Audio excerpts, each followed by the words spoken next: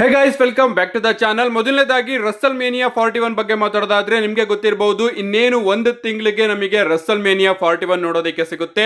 ನಮ್ಮ triple H ಅವರಂತೂ ಸಿಕ್ಕಾಪಟ್ಟೆ ಹೈಪ್ನ ಈಗಾಗಲೇ ಸೃಷ್ಟಿ ಮಾಡಿದ್ದಾರೆ ರಸಲ್ ಮೇನಿಯಾ 41ಗೆ.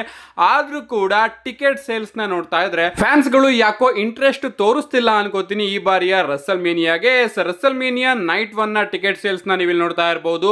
ಸೀಟಿಂಗ್ ಕೆಪಾಸಿಟಿ ಇರೋದು 51,481 ಅಂಡ್ ಟಿಕೆಟ್ಸ್ ಗಳು 44,129 ಈಗಾಗಲೇ ಸೋಲ್ಡ್ ಔಟ್ ಆಗಿದೆ. ಅಂಡ್ ಇನ್ನು ಉಳಿದಿರೋದು 6,914. ಇನ್ನು ರಸಲ್ ಮೇನಿಯಾ ನೈಟ್ 2 ಕಡೆ ಬರೋದಾದ್ರೆ ಸೀಟಿಂಗ್ ಕೆಪಾಸಿಟಿ ಇರೋದು 51,481, ಈಗಾಗಲೇ 46,087 ಟಿಕೆಟ್ಗಳು ಸೋಲ್ಡ್ ಔಟ್ ಆಗಿದೆ. ಅಂಡ್ ಇನ್ನು ಉಳಿದಿರ್ತಕ್ಕಂಥದ್ದು 4,958 ಟಿಕೆಟ್ಗಳು. ಲಿಟರಲಿ ಗೈಸ್, ರಸಲ್ ಮೇನಿಯಾ 41ಗೆ ಇನ್ನ ಬಾಕಿ ಇರ್ತಕ್ಕಂಥದ್ದು ಕೇವಲ ಒಂದೇ ಒಂದು ತಿಂಗಳು. ಅಂಡ್ ಆದ್ರೂ ಕೂಡ ಇಷ್ಟೊಂದು ಟಿಕೆಟ್ಸ್ ಗಳು ಅವೈಲಬಲ್ ಇದೆ. ನನಗಂತೂ ಸಿಕ್ಕಾಪಟ್ಟೆ ಶಾಕ್ ಆಗ್ತಾ ಇದೆ. ಇಷ್ಟೊತ್ತಿಗಾಗಲೇ ಕಳೆದ ವರ್ಷ ಎಲ್ಲ ನಾವು ನೋಡಿದ್ರೆ ಇಷ್ಟೊತ್ತಿಗೆ ಕಂಪ್ಲೀಟ್ ಆಗಿ ಟಿಕೆಟ್ಗಳು ಸೋಲ್ಡ್ ಔಟ್ ಆಗಿ ಡಬ್ಲ್ಯೂ ಅವರು ಎಕ್ಸ್ಟ್ರಾ ಸೀಟ್ ಅಪ್ ನು ಕೂಡ ಓಪನ್ ಮಾಡಬೇಕಾಗಿತ್ತು. ಬಟ್ ಇನ್ನು ಕೂಡ ಓಪನ್ ಮಾಡಿರ್ತಕ್ಕಂತಹ ಸೀಟ್ ಗಳೇ ಖಾಲಿ ಉಳಿತಾ ಇದೆ ಅಂತಾನೆ ಹೇಳ್ಬಹುದು. ಲಿಟರಲಿ ರಾಯಲ್ ರಂಬಲ್ ಗೆನೆ ಡಬ್ಲ್ಯೂ ಅವರು ಇದಕ್ಕಿಂತ ಜಾಸ್ತಿ ಟಿಕೆಟ್ ಗಳನ್ನ ಸೋಲ್ಡ್ ಔಟ್ ಮಾಡಿತ್ತು. ಗೊತ್ತಿಲ್ಲ ಈ ಬಾರಿ ಸೋಲ್ಡ್ ಔಟ್ ಆಗುತ್ತೋ ಇಲ್ವಾ ಅಂತ. ಅಫ್ಕೋರ್ಸ್ ಆಗುತ್ತೆ ಅಂತ ಅನ್ಕೋತೀನಿ. ಡಬ್ಲ್ಯೂ ಅವರು ಸದ್ಯಕ್ಕೆ ಟಿಕೆಟ್ಸ್ ಪ್ರೈಸ್ ನ ಸಿಕ್ಕಾಪಟ್ಟೆ ಜಾಸ್ತಿ ಇಟ್ಟಿದ್ದಾರೆ. ಅದಕ್ಕೋಸ್ಕರ ಈ ರೀತಿ ಟಿಕೆಟ್ಗಳು ಇನ್ನೂ ಕೂಡ ಖಾಲಿ ಉಳಿದಿದೆ. ಸೊ ಹೋಗ್ತಾ ಹೋಗ್ತಾ ಸೇಲ್ ಏನಾದ್ರೂ ಆಗ್ಲಿಲ್ಲ ಅಂದ್ರೆ ಟಿಕೆಟ್ ಪ್ರೈಸ್ ಗಳನ್ನ ಸ್ವಲ್ಪ ಕಮ್ಮಿ ಮಾಡ್ಕೊಂಡು ಬರ್ಬಹುದು. ಅಂಡ್ ಆಗ ರಸಲ್ ಮೇನಿಯಾ 41 ಸೋಲ್ಡ್ ಔಟ್ ಕೂಡ ಆಗಬಹುದು. ನೆಕ್ಸ್ಟ್ ಅಪ್ಡೇಟ್ ಕಡೆ ಬರೋದಾದ್ರೆ ಇದಿರ್ತಕ್ಕಂಥದ್ದು ನಮ್ಮ ಸ್ಟಾಂಗ್ ಕೋಲ್ಡ್ ಸ್ಟೀವ್ ಆಸ್ಟನ್ ಅವರ ಬಗ್ಗೆ. ನಿಮಗೆ ಗೊತ್ತಿರಬಹುದು, ಈ ಬಾರಿಯ ರಸಲ್ ಮೇನಿಯಾದಲ್ಲಿ ನಮ್ಮ ಸ್ಟಾಂಗ್ ಕೋಲ್ಡ್ ಸ್ಟೀವ್ ಆಸ್ಟನ್ ಅವರು ನೋಡೋದಕ್ಕೆ ಸಿಗ್ತಾರೆ ಅಂತ ಸಿಕ್ಕಾಪಟ್ಟೆ ಅಪ್ಡೇಟ್ ಗಳು ಬರ್ತಾ ಇದೆ. ಅಂಡ್ ಒಂದ್ ರೀತಿ ನಮ್ಮ ಸ್ಟಾಂಗ್ ಕೋಲ್ಡ್ ಸ್ಟೀವ್ ಆಸ್ಟನ್ ಅವರು ಕೂಡ ಕನ್ಫರ್ಮ್ ಮಾಡಿದ್ರು. ಅಂಡ್ ಈಗ ಫ್ಯಾನಟಿಕ್ಸ್ ಅವರು ಕೂಡ ಕನ್ಫರ್ಮ್ ಮಾಡಿದ್ದಾರೆ ರಸಲ್ ಮೇನಿಯಾಗೆ ಸ್ಟೀವ್ ಆಸ್ಟನ್ ಅವರು ಬರ್ತಾರೆ ಅಂತ. ರೀಸೆಂಟ್ ಆಗಿ ಫ್ಯಾನಟಿಕ್ಸ್ ಅವರು ಡಬ್ಲ್ಯೂ ವರ್ಲ್ಡ್ ಗೆ ಸ್ಟಾಂಗ್ ಕೋಲ್ಡ್ ಸ್ಟೀವ್ ಆಸ್ಟನ್ ಅವ್ರನ್ನ ಅಫಿಷಿಯಲ್ ಆಗಿ ಅನೌನ್ಸ್ ಮಾಡಿದ್ದಾರೆ.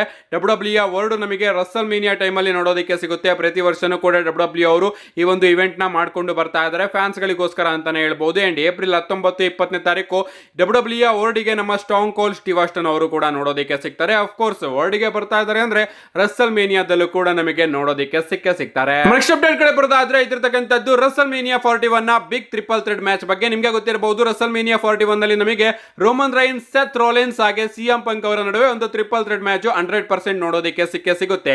ಈಗ ಈ ಒಂದು ಮ್ಯಾಚ್ ಅಲ್ಲಿ ಹಾಗಾದ್ರೆ ಯಾರು ಗೆಲ್ತಾರೆ? ಈ ಒಂದು ಮ್ಯಾಚ್ ಅಲ್ಲಿ ಗೆಲ್ಲೋದಕ್ಕೆ ಕಮ್ಮಿ ಚಾನ್ಸ್ ಇರೋದು ನಮ್ಮ ಸೆತ್ ಫ್ರೀಕಿನ್ ರೋಲೆನ್ಸ್ ಅವರು. ಈ ಒಂದು ಮ್ಯಾಚ್ ಅಲ್ಲಿ ನಮ್ಮ ಸೆತ್ ಫ್ರೀಕಿನ್ ರೋಲೆನ್ಸ್ ಅವರು ಸಿಕ್ಕಾಪಟ್ಟೆ ಅಂಡರ್ ಡಾಗ್ ಇದ್ದಾರೆ ಅಂತ ಅನ್ಕೋತೀನಿ.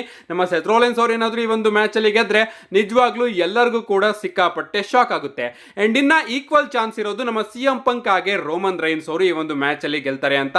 ಅಂಡ್ ಈಗ ಈ ಒಂದು ಮ್ಯಾಚ್ ನ ಬೆಟ್ಟಿಂಗ್ ಓಡ್ಸ್ ಕೂಡ ರಿಲೀಸ್ ಆಗಿದೆ. ಬೆಟ್ಟಿಂಗ್ ಓಡ್ಸ್ ಪ್ರಕಾರ ನಮ್ಮ tribal chief Roman Reigns YTC ಅವರು ರಸಲ್ ಮೇನಿಯಾದ ಈ ಒಂದು ಟ್ರಿಪಲ್ ಥ್ರೆಡ್ ಮ್ಯಾಚ್ ಅಲ್ಲಿ ವಿನ್ ಆಗ್ತಾರೆ ಅಂತ ಬೆಟ್ಟಿಂಗ್ ಓಡ್ಸ್ ಹೇಳ್ತಾ ಇದೆ.